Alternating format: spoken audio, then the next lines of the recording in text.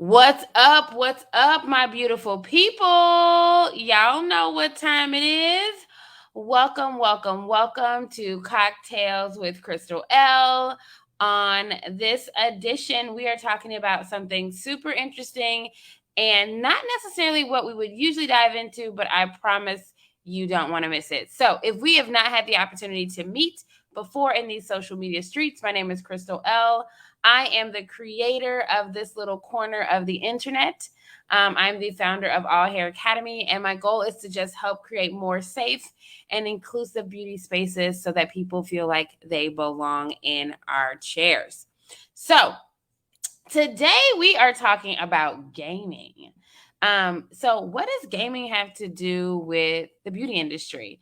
It has everything to do with the beauty industry, especially as our world is becoming way more familiar with making the world be what it should be, and all of us feel like we belong in the spaces that we occupy, that we are represented, and the things that we do.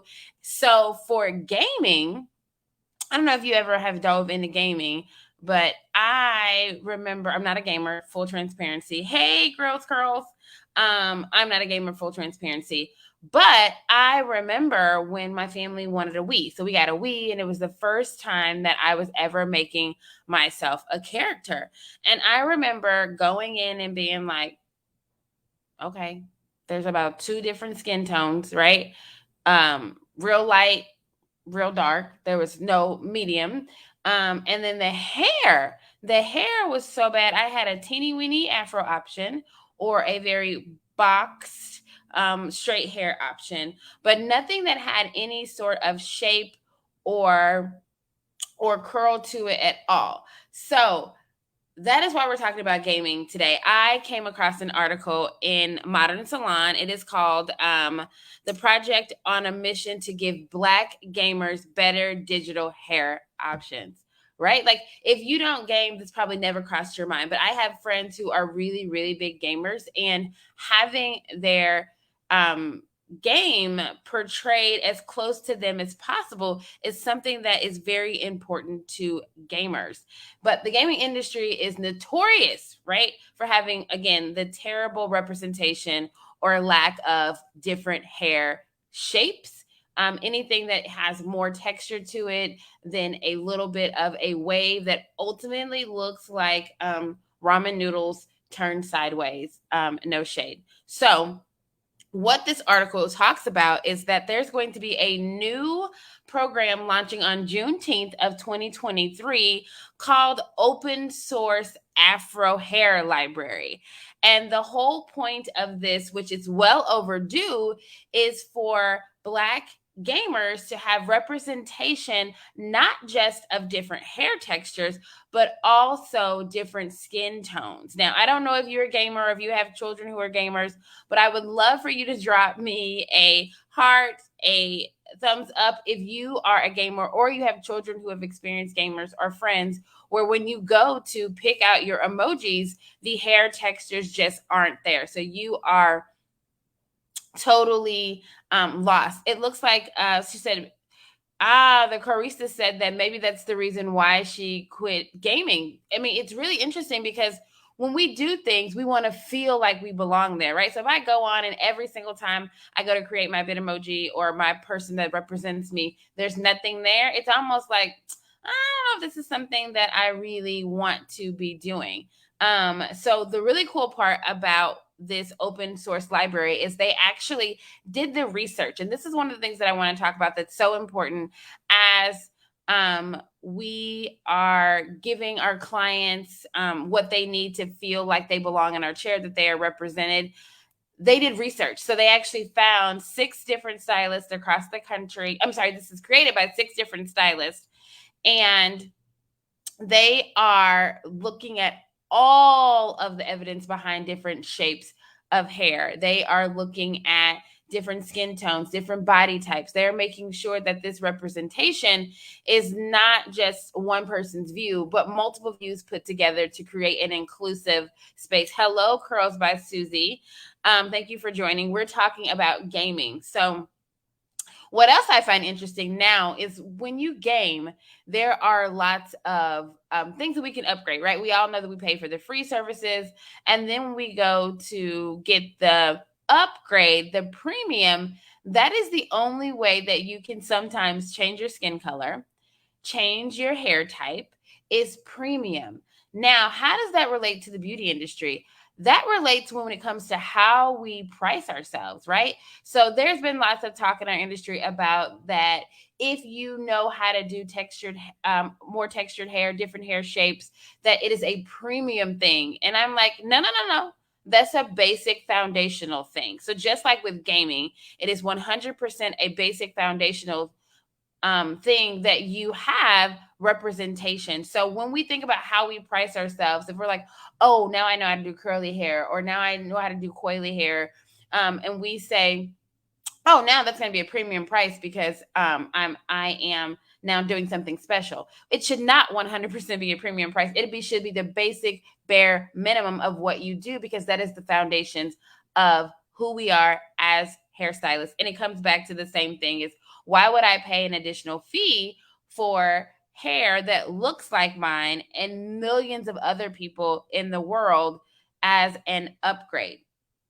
So as we continue to have conversations around making sure our art, making sure that our marketing, our branding is representative, we have to make sure that we are having conversations with people who don't look like us, and that if you are in the room is diverse, because with diverse people in the room brings diverse thought.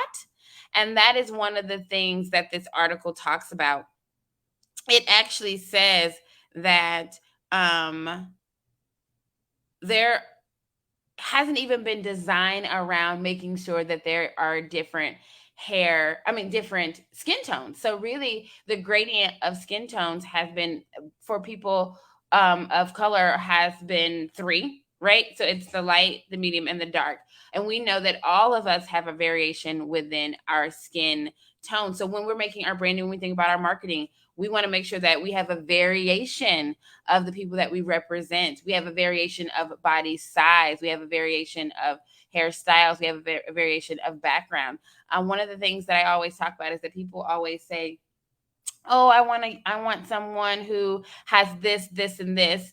And those characteristics being, I want someone who has disposable income, someone who stops at Target, someone who wants to look beautiful, someone that wants green products. And then when you get there, hey, Aaliyah, everyone looks just like them. Well, that variety of people isn't in that one very small frame, right? There are tons of people who look a particular way who fall into your dream client category. So we're talking about gaming and hair. And one of the other things, as we talk about the representation that goes across the board, I know for my family, we were not into Disney characters, and mostly because there was no Disney characters that at the time represented my daughters, right? There were no black and brown characters. We would say that Jasmine from, oh my God, what is Jasmine from? Aladdin. And then Tiana. And then even when Tiana came out, I will tell you, when we went to Disney, it was an upgrade, right? She was not a princess that was just at the breakfast. She had her own castle. It was a completely different place, and it was 100% an upgrade. So again, as black and brown women coming into Disney, and a lot of other people who look like us, again, that was considered an anomaly and an upgrade, and something we had to pay extra for. So how does all of that tie into the beauty industry? It ties into, as we as stylists, brands, educators, owners, suite owners, start diving into making our spaces more inclusive, making sure that people feel like they belong in our chairs, we do it in a way that isn't an upcharge. This is something that is the foundationals of doing hair. So understanding how to work with all the hair types, all the textures, is a foundational knowledge. Someone said this week in a forum that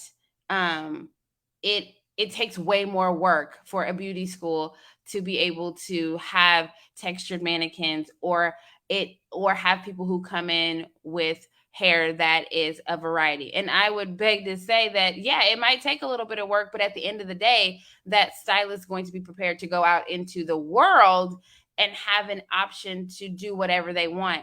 And people say, well, it's harder, for someone to do the hair that's not theirs on their head. Well, I can tell you, as a woman of color, that wasn't even in consideration. I had to learn on mannequins that weren't like mine, and nobody was thinking about how hard it was for me. And furthermore, when we learn any new technique, right? When balayage came out, when ombre came out, that was probably hard, right? Hey, JC, how are you? That was probably 100% hard for us.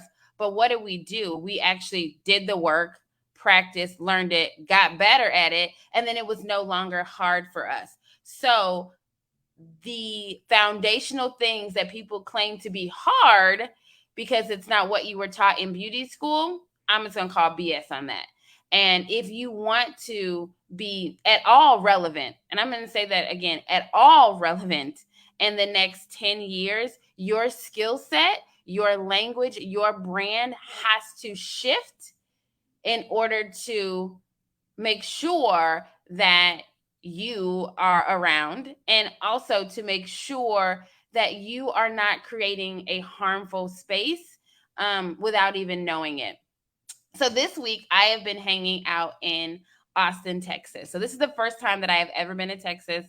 I love Austin. But the conversations around, and I'm talking to consumers, the conversations around having access to products, to knowledge, to salons is the same in Missouri. So I'm in a place that's 3 times, 4 times bigger than where I live, and they are having the same conversations. Hey, Honeybee Fly, thank you for tuning in.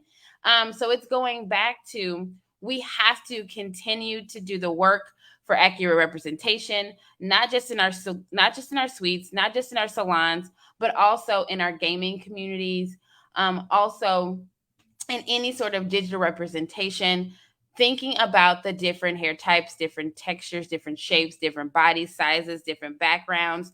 Everything matters. Representation is everything, and it's not just in our chairs.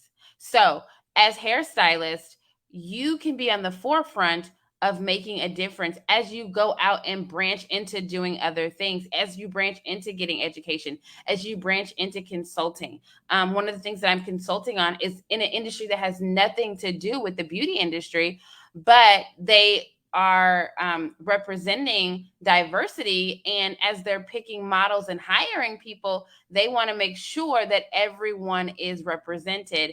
And they didn't have anyone in the room.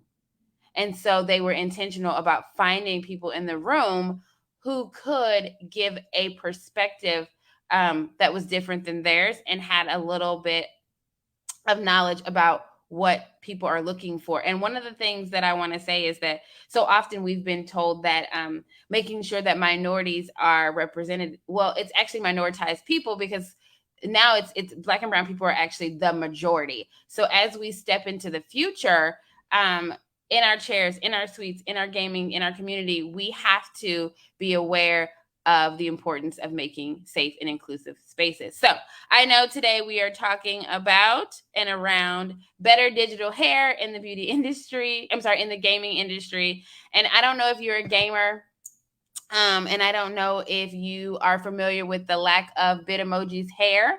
But that is supposed to change with this new open source Afro hair library. And what I will say is, I don't love the name. I'm just being 100% transparent, because again, we are 100% attaching someone's skin color, tone, identity to their hair texture. And we all know that hair has no skin color. So just interesting there. But, we have to start somewhere. So I commend open source Afro Library. I commend Modern Hair Salon for touching on this and stepping outside of our box. And then I commend each and every one of you hairstylists who are stepping outside of your comfort zone, learning more, stepping outside of your comfort zone and educating on what you know, like my friend JC and my friend Honeybee that are on here today, and taking what we've been doing forever and pouring into our community because it is so needed. So that is the end of Cocktails with Crystal, this edition on Wednesday.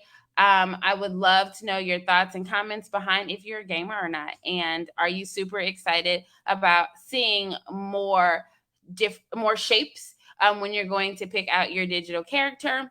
And we are launching something super new and exciting for our All Hair Academy community. So if you are not a part of the community yet, please click the link in my bio and join the community. In the next 2 weeks, there's something that's going to roll out that's going to be just for the community, and I promise you do not want to miss it.